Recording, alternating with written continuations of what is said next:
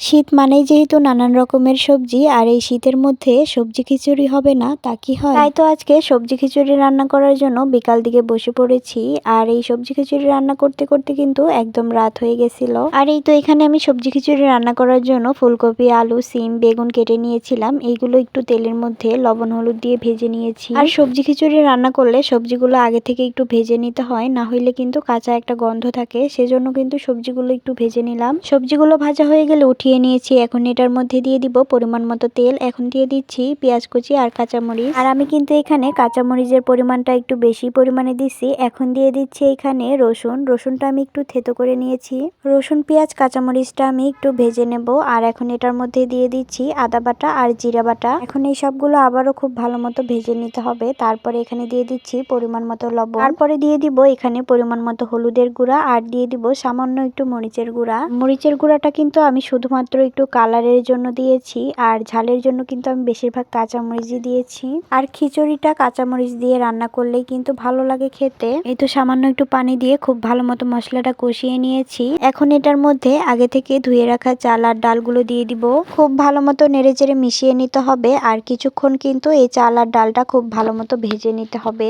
আর আমি কিন্তু এখানে মসুরির ডালটা দিয়েছি। তারপরে এখন এটা ভালো মতো নেড়েচেড়ে মিশিয়ে নেওয়ার পরে এটার মধ্যে আমি ভেজে রাখা সবজিগুলো দিয়ে দিব। সবজিগুলো দিয়ে দেওয়ার পরে আবারও নেড়েচেড়ে মিশিয়ে নিতে হবে যাতে নিচ দিয়ে লেগে না যায়। আর এখন আমি খিচুড়িটা রান্না করার জন্য এখানে পরিমাণ মতো পানি দিয়ে দিচ্ছি। পানির পরিমাণটা আমি কিন্তু এখানে একটু বেশি পরিমাণে দিচ্ছি, যেহেতু সবজি খিচুড়ি একটু নরম নরম হইলেই কিন্তু সবজি খিচুড়িটা খেতে ভালো লাগে। পানিটা দিয়ে আবারও নেড়েচেড়ে ভালো মতো মিশিয়ে নিয়েছি। এখন এটা ঢাকনা দিয়ে বেশ অনেকক্ষণ রান্না করে নিব।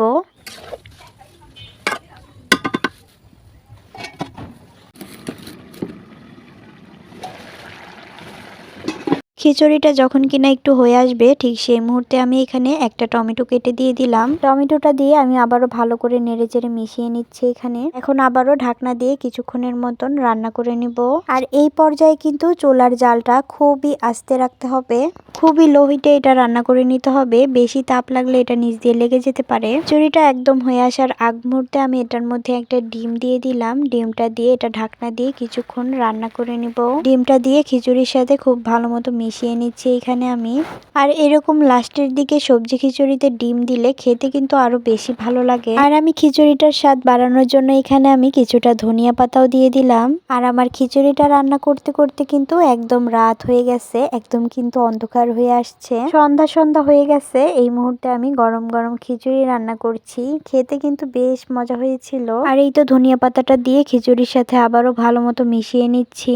আর আজকের ভিডিওটি আপনাদের কাছে কেমন লাগছে অবশ্যই জানাবেন। আর আপনারা যদি আমার পেজে নতুন হয়ে থাকেন অবশ্যই আমার পেজটাকে একটু ফলো করে দিয়ে আমার সাথেই থাকবেন।